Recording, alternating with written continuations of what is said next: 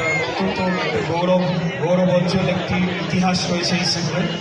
তো এই স্কুলের আজকে এরকম একটি গুরুত্বপূর্ণ অনুষ্ঠানে প্রধান অতিথি হয়ে আসতে পেরেছি, সেটার জন্য আমি মহান আল্লাহ তাআলাকে প্রতি কৃতজ্ঞতা পোষণ করছি।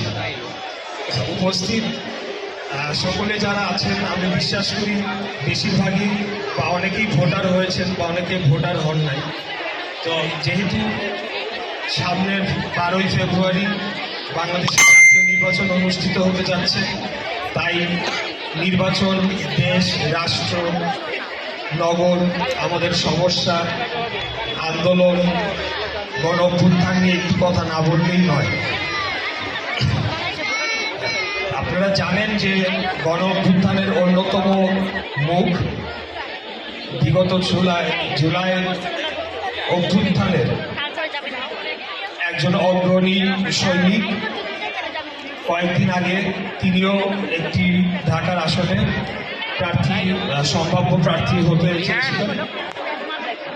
তাকে নির্মমভাবে নামাজের পরে তিনি সাধারণভাবে রিক্সা দিয়ে বাসায় যাচ্ছিলেন, তার মাথায় গুলি করে দেওয়া হলো।